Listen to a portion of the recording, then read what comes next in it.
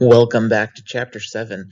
This section, we're going to be looking at solving systems of two equations. Now, this is going to largely be a review of stuff that you've done previously. There is, however, a little bit of new stuff. Generally speaking, in the past, you have solved systems of two linear equations. They're not always going to be linear, but that's okay because the process is still the same. It's identical.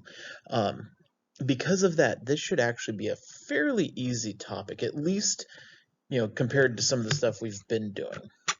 So let's take a look. First of all, we have three different methods of solving. We have substitution, graphically, and elimination. I'm going to specifically talk about substitution and elimination. Graphically, solving two systems graphically is using your calculator. You can use your calculator, find the intersection, or if you graph them in Desmos, then it finds the intersection for you. You just click it and there it is. So our learning targets, though, determine whether an ordered pair is a solution to a system of equations. That's just plug it in for both of them. If it works for both, then it's a solution. If it does not, then it's not. Solving the two equations with substitution, solving the two equations with elimination. That's what we're focusing on here. And then solving algebraically and support graphically. Graphing your answer and seeing if the graph makes sense with the answer. It's a good check to make sure that something horrible didn't happen. Also to make sure that you have all of these solutions, because sometimes we'll have more than one. When we're dealing with things other than lines, they'll cross in more than one spot. So let's take a look at some substitution. A quick refresher, when we have substitution, have something like x minus y equals 10, 3x plus 2y equals 1. That's our system of equations. For substitution, we need to solve for one of the variables. It doesn't matter which one, but we're going to solve for one of them and then plug it into the other equation. So in this case, we could take that top equation, add y, to get x equals 10 plus y. Then let's plug that into the bottom equation for x. So we have 3 times 10 plus y plus 2y equals 1. And now we just need to solve for y. So distribute, so we have 30 plus 3y plus 2y equals 1. Subtract the 30 and combine our like terms. So we have 5y equals negative 29. So y equals negative 29 fifths. And then we can plug that into either of the two. I would plug it into actually this one, because we have x equals 10 plus or minus 29 fifths. 10 is 50 fifths. So if we have 50 fifths minus 29 fifths, x is 21 fifths. So our solution here is 21 fifths, comma, negative 29 fifths.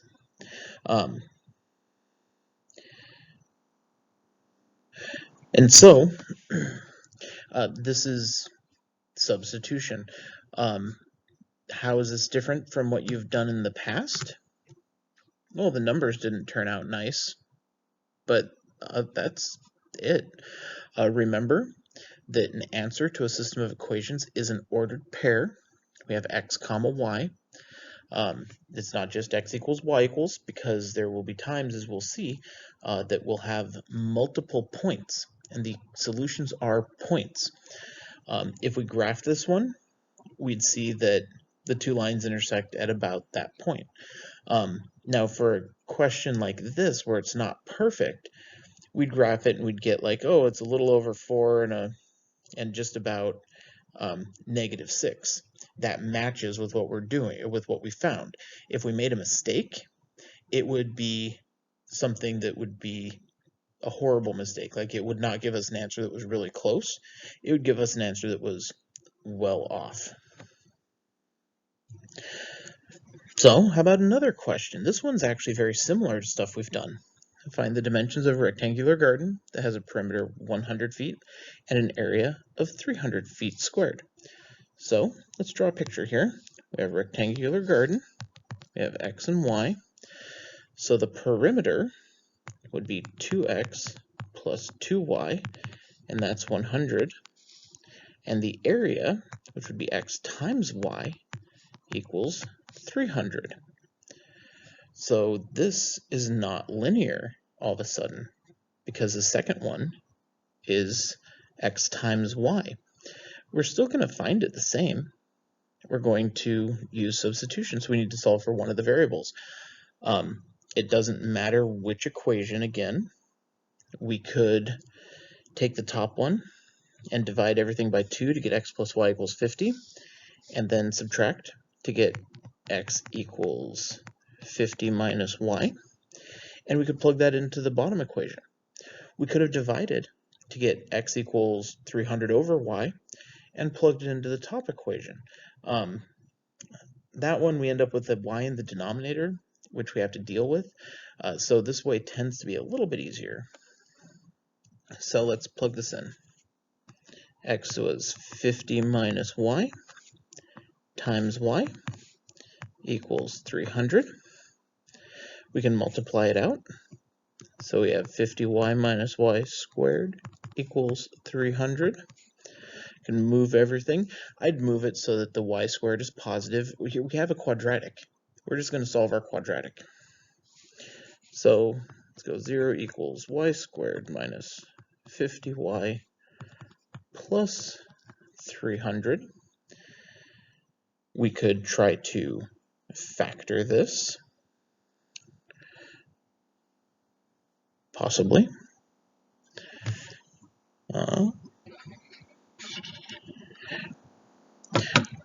And I don't think it's going to factor, but we can always use the quadratic formula as well, being that it's a quadratic.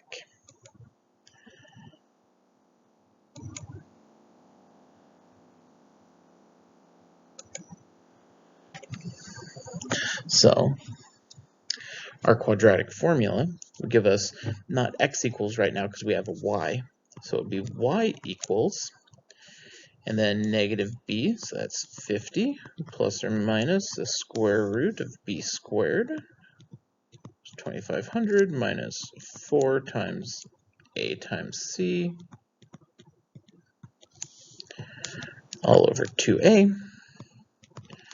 So y equals 50 plus or minus the square root of 2500 minus 1200 is 1300 over 2, which gives us, when we go 50 plus the root, this at this point becomes something we would plug into our calculator. We get that y could equal, if we add, we get about 43.03. And if we subtract, we get about 6.97. And so those are the two options for y. Now if we plug in for x, if we take, well, we could plug it into either place. Let's plug it into that one. So x will be 50 minus y. And so if we plug in the 43.03, x equals 50 minus 43.03, we get 6.97, which was this one. Because in our equation, the x and the y don't really make a difference. And so our 2 points, either x equals 6.97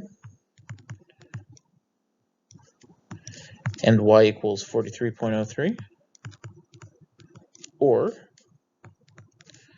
x equals 43.03 and y equals 6.97, because we don't know if it's long and skinny, like long and, we don't know which direction it's pointed, but the dimensions here are going to be 6.97 by 43.03. Those are the dimensions. Feet.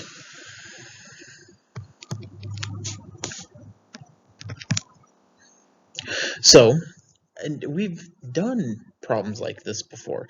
Usually they work out a little bit nicer than that, but they won't always. We could have a system like this, which is all of a sudden cubic. We would do it the same. In fact, this case, y is already solved for us. Y equals x cubed minus 6x, y equals 3x, which means that 3x will equal x cubed minus 6x. It's a cubic. What do? We're going to subtract the 3x, get it equal to 0, so that we can factor. Comma, x cubed minus 9x. So we can factor an x out to get x squared minus 9. Oh, and that's a difference of squares. X minus 3 times x plus 3. So x could equal 0, 3, or negative 3. Plug it in. It doesn't matter which one we plug it in for. It will work out the same. So let's plug it into the bottom. If we plug in x as 0, 3 times 0 is 0. If we plug in x as 3, 3 times 3 is 9. And if we plug in x as negative 3, 3 times negative 3 is negative 9. If we wanted to graph this one, by the way, because we get 3 answers, that looks kind of weird. The line y equals 3x is going to look like that. And the x cubed minus 6x is going to be a cubic, looks like that. So it does actually hit in those 3 places.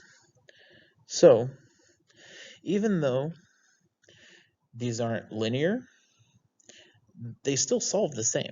There's substitution. We might have to factor stuff. We might have to use quadratic formula. We might have to do stuff like that, but the process is the same. We also have elimination. Now, elimination, we will use less often when we have nonlinear things. Not never, but less often.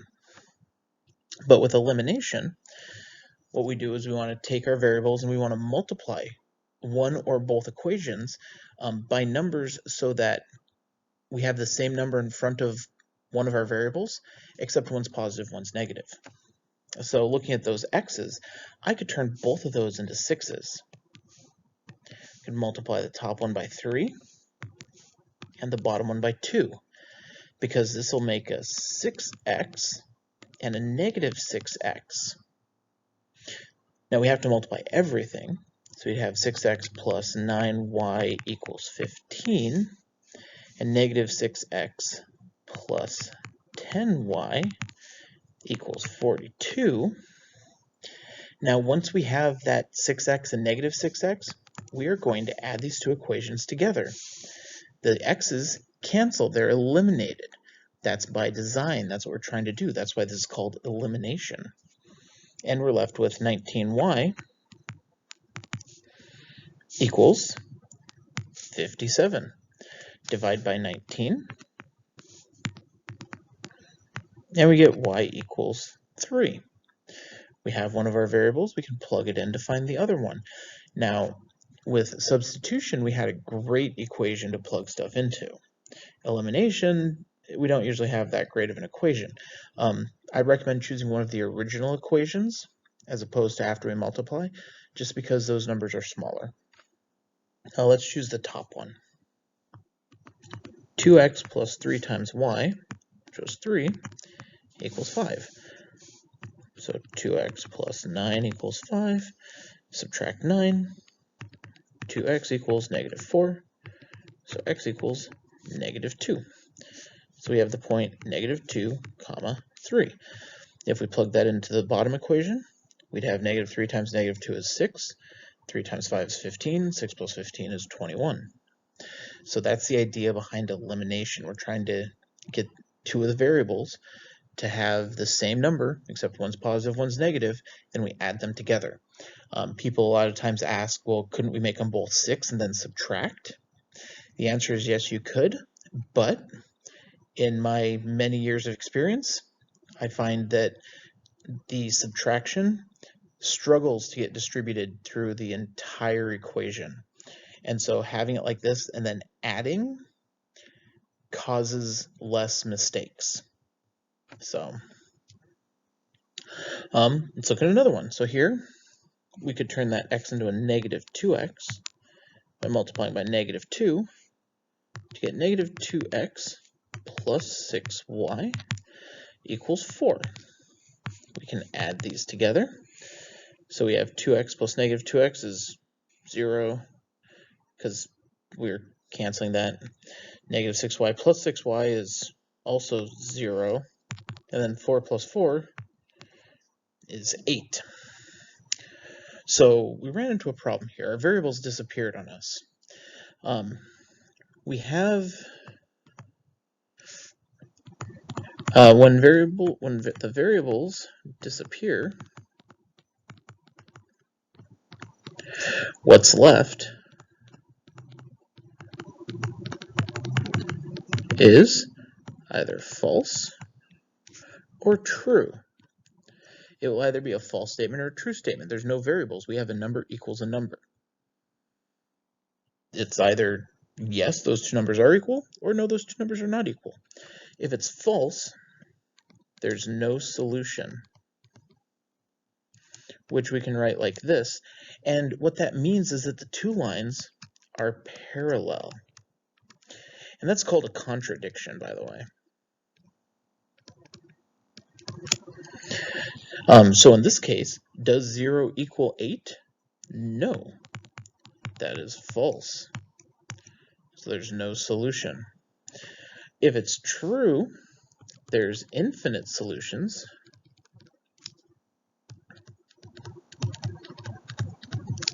Now that's not all real numbers, because all real numbers would be just for one variable. We can't do all reals comma all reals, because that would be the entire plane. What this is we have the same line. And so every point along that line will be a solution to the system. And this is called an identity. So if it's true, there's infinite solutions, which means it's the same line if we were graphing. Generally speaking, we don't get the true statements when we're dealing with nonlinear functions, unless they happen to be the same nonlinear function. Now, the false statement, that can happen because we could have, say, a quadratic in a line. We could have a quadratic here and the line here, and they are never going to intersect. So in that case, they're not actually parallel, but they never intersect. When they're two lines, they're going to be parallel. So like these two are parallel lines. But we find that where it's just, it can't equal itself. Let's look at one more example really quick. We have 4x minus 5y equals 2, negative 12x plus 15y equals negative 6.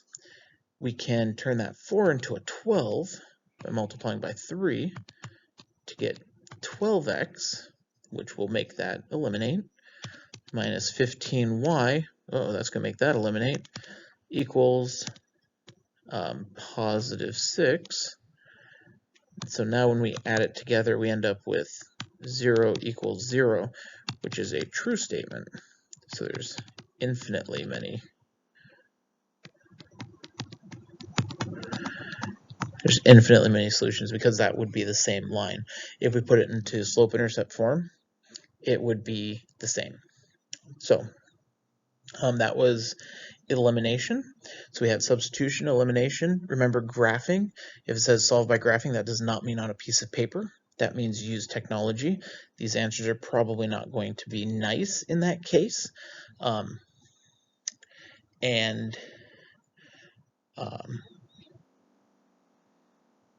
yeah, other than that, this is like mostly stuff we've seen before.